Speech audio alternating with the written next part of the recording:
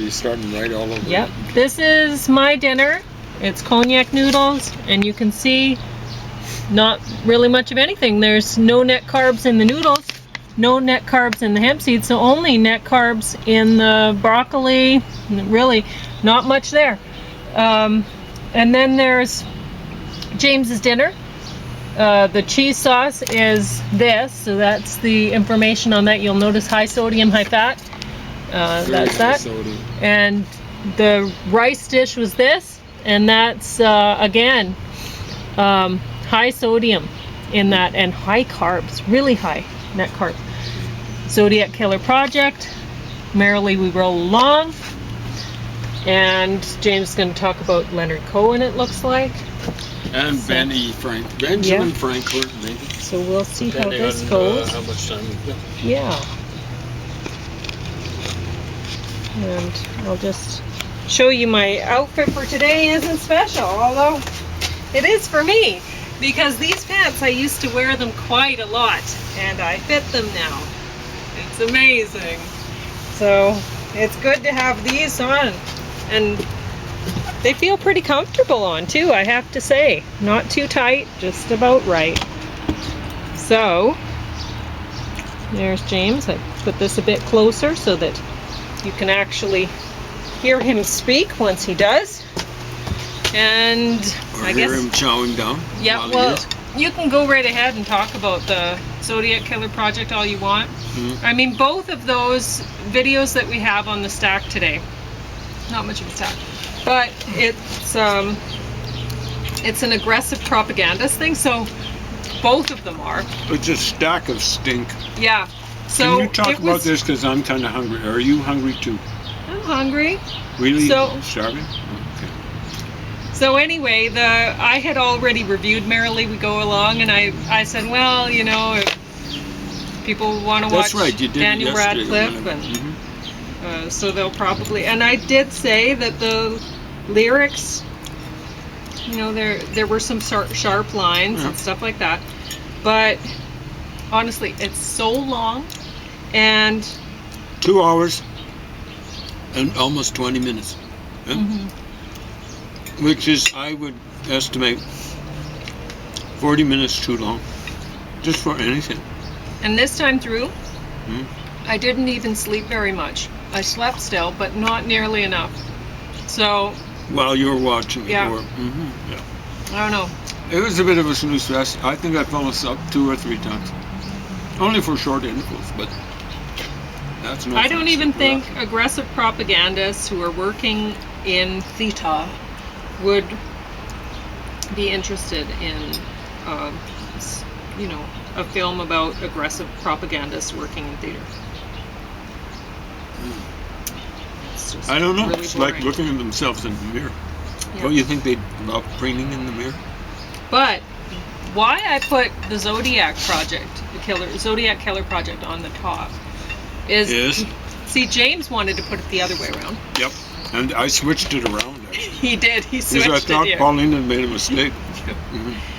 Because they're both bad, but the Zodiac Killer Project, I found it to be a more interesting. I mean, you can watch any musical and go, wow, there's a whole bunch of aggressive propagandists there, if you can spot them. And you should be able to spot them. It's everyone. But, yeah, everyone on stage almost. It's like, whoa. But with Zodiac Killer Project, it's interesting to, it's like a lesson in how to spot aggressive propagandists and really get to know them, because this Zodiac Killer Project, you think it's about the Zodiac Killer, but it's about one person. It's about the guy who wanted to make the project and didn't end up getting rights to do so, or something like that, rights from a book or whatever. And really all it is a book review. He read a book and he thought, wow, that was a good book, I want to make a documentary about this. But it's a book review that uses too much of the material from the book he's reviewed. Yeah. It's kind of plagiarism.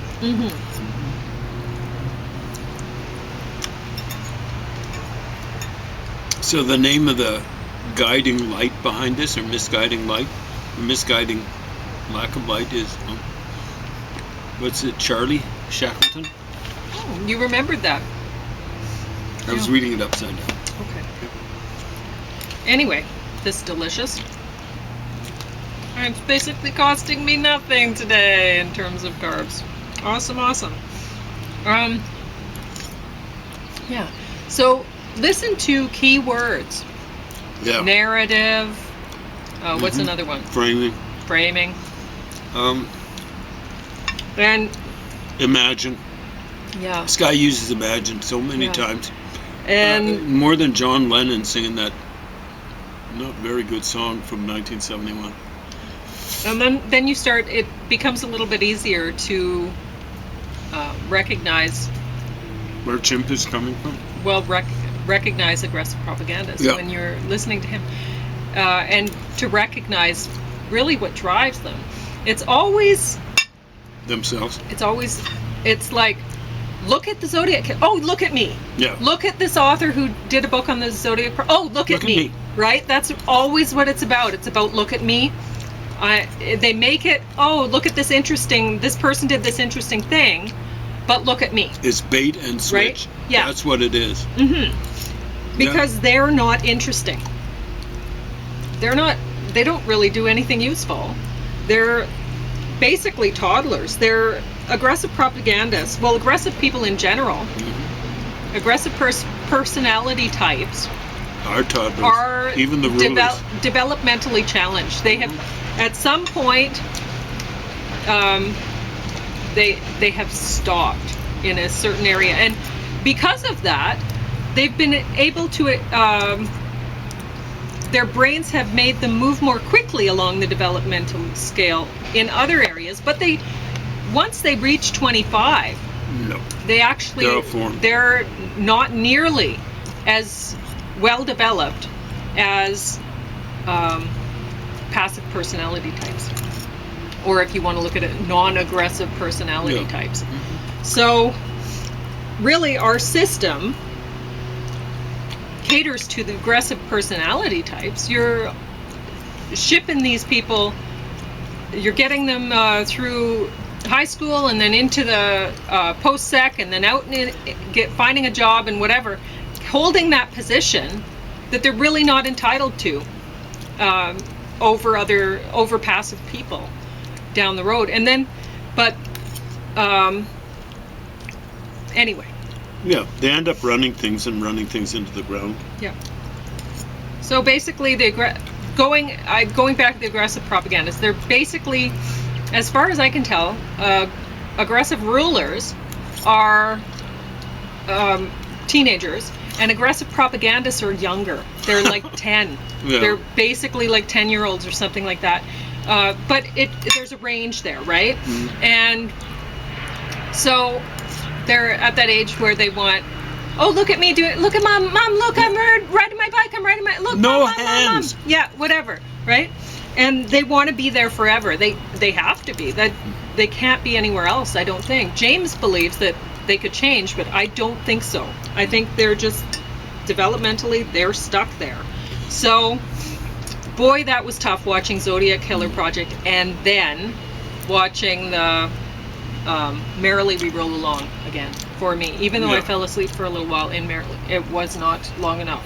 It was tough. So I don't know how you felt about it, James, but I got a lot of sleep watching Zodiac Killer Project. There were, so this guy said, the end of the first part, he said end of Act 1. I think is that what he said. Act 1. Okay, folks.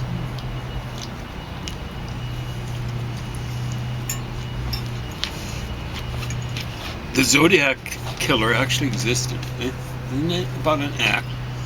Yeah. It's not a narrative. No. It's not a story. It's history. Yeah. But with aggressive propagandists, everything to them is like a fiction because they're little liars, frankly. And so they see everything else, everyone else, as a lie. And so you see him laughing in there quite a few times. And in inappropriate places. Exactly. It's like, you're talking about, you must realize that this is real, the Zodiac killer. But anyway. People actually died here, you know. His ultimate judgment is like, it's like people who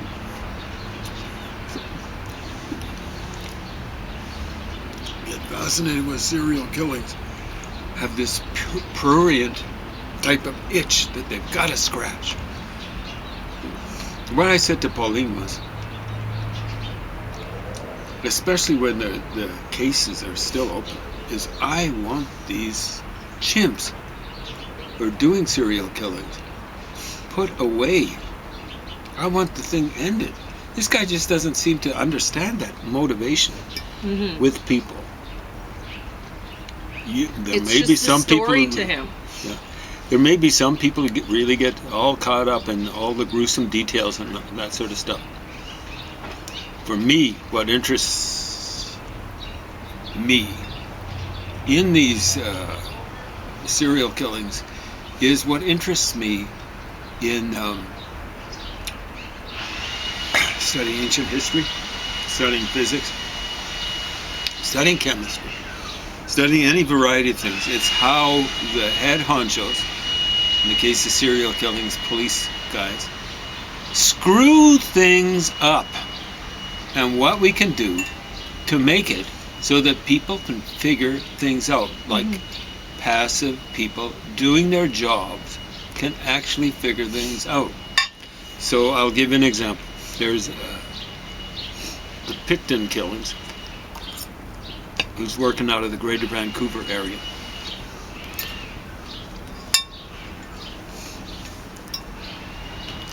There was one guy, he was an outside guy. That's one thing. I think it's important to have outside people coming in and looking at something. I've tended to do that with various disciplines. Someone coming in from outside. But what he was saying, he said many people died. I think that in every case it was a woman. Because people didn't listen to this outside guy. He said, you better check out that Picton farm.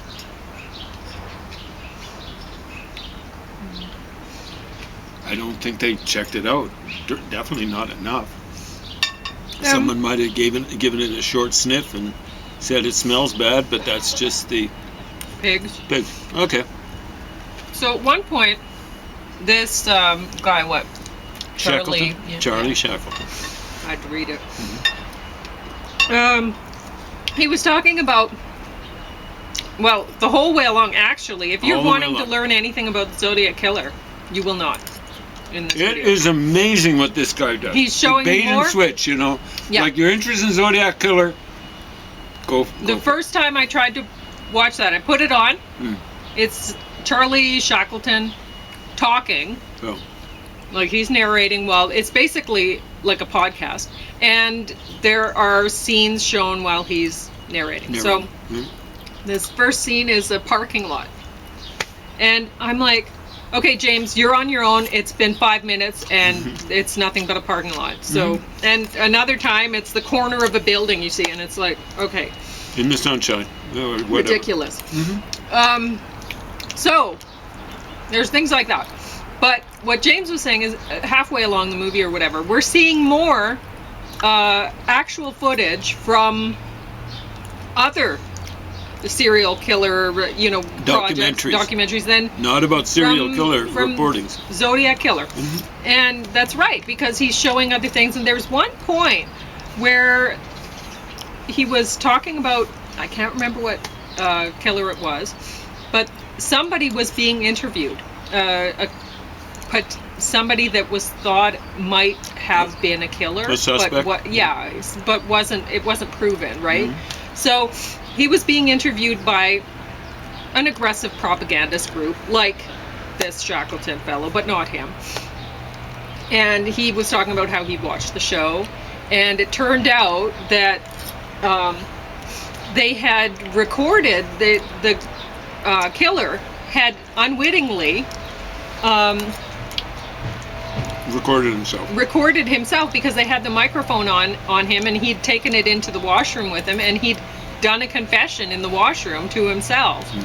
And then he said, but somehow, you know, they hadn't looked at the footage for years, and it wasn't like they were wanting to keep this guy from being arrested. But then when he was charged by the police, then a week later they looked at, or a day later or something, they looked at this footage and they realized, oh, he'd confessed, and they put their show out, you know. And it's like, no, they did that on purpose, and they would have strung that show along for years more if they could have, and just held on to that footage while Guy is possibly killing more people because they don't care. To them, nothing else is real. So these guys, I'd say, aggressive propagandists are the ultimate solipsists, but they aren't. The ultimate solipsists are aggressive rulers. They will kill people just because to them they're just cardboard cutouts. People. Whereas for aggressive propagandists, they will. I disagree. Okay. Explain. Aggressive rulers, I believe they do know that other people are real, but they believe that they own them. Could be. They love liquidating people like Joseph Stalin. Yeah, maybe. They're, you know, they ultimately paranoid. They have to be. And I guess maybe we're saying the same thing, because that could be this. That could be the same with aggressive propagandists. It's hard to know. It's hard to care about them, you know, really. But which is the case, right? Do they believe they own them, and that's why they manipulate them in such a way, or do they believe that nothing is real and no one is real, and that's why they can manipulate everything? Because so it's really, it's tomato, I suppose. Well, it depends on the type of own, you know, like. I don't think they own human beings. I think they own automatons or animals or whatever. So, we're talking the same thing. Yeah, I think we are. Yeah. They don't know. Not really human in the same way that they are.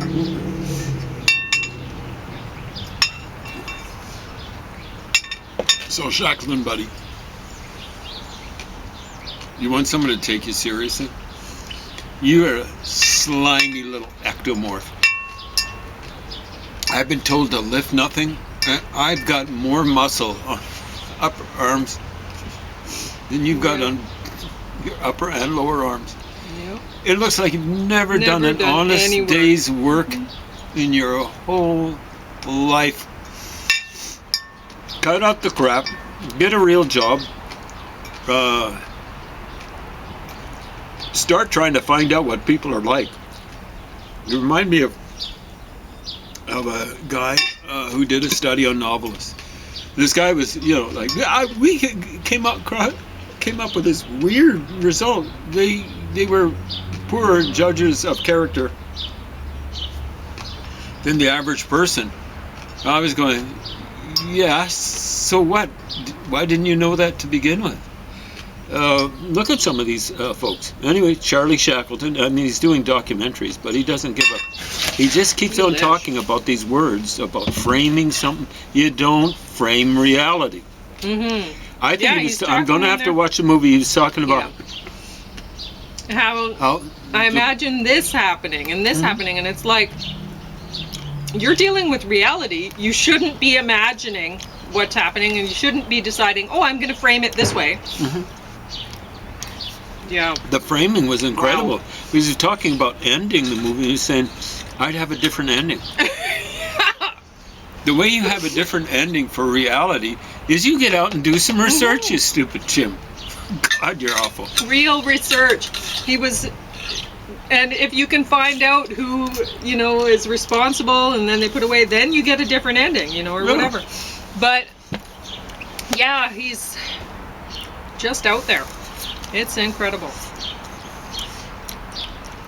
And this applies to all of you aggressive propaganda. All you artsy, schmartsy types. And yes, I'm using rhyming slang. Get out and get a real job. He was talking about books. He liked this one book and by this one author, and he was saying this other person, what was it, Gray? Okay. Somebody, I can't remember. Anyway, put out this Zodiac book, and the first one is always the definitive one. Nobody goes to the second one, and it's like, have you seen how many JFK books James goes through? I've got a minuscule amount by comparison. Mm-hmm. Now, basically the first one in the English tradition might have been Mark Lane. Mark Lane's been surpassed in terms of number of books put out, length of books, all that sort of stuff. He didn't write the definitive version of the JFK assassination. Mm-hmm. It could apply to any number of things. I don't know how many, but this guy just talked about 2 books. There's got to be tons of books on the Zodiac killer. One would hope. I don't know. We'll have to look into it, I just can't believe they haven't caught the scumbag. I don't think the guy was on the proper trail. The guy who wrote the one book, Lyndon or whatever his name is. Yeah, well, it's hard to say because we'd have to go through it, and I guess we'll have to. But yeah, it could be the Shackleton was talking about the AA meeting in the church, showing a different church. That was, at least he said it's not this church. Yeah, I know, but boy, oh boy. I guess so. He's showing a church, and anyway, he's talking and about he showed it at least twice. AA meeting that this one suspect was, Tucker, his name or whatever. Yeah, was in, and how the guy was acting suspiciously, and he did this thing where I don't want to. Oh, give it away. Okay. So there's this fishbowl that he touches to get palm prints, eh? Pretty cool. And it was a smart idea, but the undercover police officer, he should have had somebody else carry the bowl back, rather so that and then just eliminate that other person's prints, right? But what happened? Yeah. Well, so this trucker or whatever his name is, what did he do? He went pat, pat, yeah, pat, he pat, carried the bowl and back. then he rubbed. Yeah, so the prints would all be smeared. Now, he'd already said in one of the sessions, or maybe it was in several, the suspect, I've done some bad things that you wouldn't believe, so on and so forth. But, I mean, if you're in AA, maybe, and probably everybody has things that they regret doing. And maybe this guy, he knew he'd done some criminal things, but it doesn't necessarily mean he's that criminal. So the chances are it's not him. So it may not. I don't know, right? He could have even committed murder. But maybe not different. done the Zodiac killing. Mm-hmm. So you have 5 minutes. Just because someone behaves in a culpable manner, in a guilty manner, doesn't mean they're guilty of whatever you think. Or would like them to be guilty of. So I'm going to try to run down some of the literature on this. Yeah. The thing that bugs me about the Zodiac killer is, as the little I've read on it, it was like a few minutes on the internet, was he's leaving messages and making fun of the cops and newspaper reporters, everyone really. I'm smarter than you, all this sort of stuff. People like that have got to get taken down. Yeah. But the important thing is you take them down and you make sure you don't get the wrong person or whatever. This stuff continues, right? So it might prove interesting reading about him. I can't say that I'd ever discover who it is. You'd have to really be, look at all the kind of evidence and so on and so forth. But you've made some interesting discoveries with the JFK stuff. Well, the thing that I'll say is I've discovered stuff independently that other people have discovered. even before I discovered it, right? But the big trouble is there tend to be two camps. Now, the CIA did it. Mafia had hardly anything to do with it. They were just very, very junior partners. The other, Mafia did it. The CIA wasn't involved basically at all. There were elements from the CIA, not right up at the top, that were heavily involved. E. Howard Hunt, for example.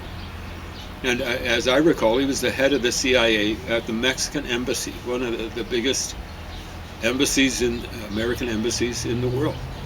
He was heavily involved, and he was fairly high up in the CIA. He wasn't a flunky. He's a graduate of Ivy League University, not Yale, like so many CIA agents, but Brown University, Providence, Rhode Island. There were lots and lots of Cubans involved, especially, in the fake conspiracy. The fake conspiracy was put on by the assassin to make it look like Cubans working for Fidel Castro killed JFK, but it's actually Cubans working against Fidel. They wanted the Americans to be forced into invading Cuba and overthrowing Fidel Castro, preferably killing him from their point of view. So I think that's about the only thing that I've got to offer. But when it comes to that, all right, you have 2 minutes. But like on my own, I figured out that there were lots of conspiracies. Everyone, even LBJ, he had his own conspiracy for closing it up. He shutting down the investigation. He didn't want to get forced into invading Cuba. So you can see that there was this conspiracy by Cubans pretending to be left-wingers, they were really right-wingers, to force the United States into invading Cuba in revenge for JFK's assassination. He's actually recorded saying, I don't want to get forced into it. He was actually recorded. He recorded himself. Robert Kennedy was involved in shutting it down. It was a different conspiracy, because he wanted a plan that they had set for December the 1st. The assassination took place 22nd of November, 1963. December the 1st, they had a coup plan that was going to set up Che Guevara in power in Cuba. From the Americans' point of view, it was up to Che Guevara what he was going to do with Fidel Castro. And of course, anyone who knows anything about commies knows this is the only way you deal with their leaders. That would be up to Che Guevara. If Che Guevara wanted to survive, this is what he'd have to do. If he wanted to be a namby-pamby, then he could let him survive or something like that. So that's why Robert Kennedy that's his brother. He was involved in the conspiracy. There are lots of different conspiracies. So on and so forth. CIA just didn't want the involvement of some of their agents in the assassination to come out. They still don't. They're still hiding. And the military, Lord only knows what they destroyed their records. The American defense establishment just destroyed their records right away. I have no idea how seriously some of their people were involved. It might be very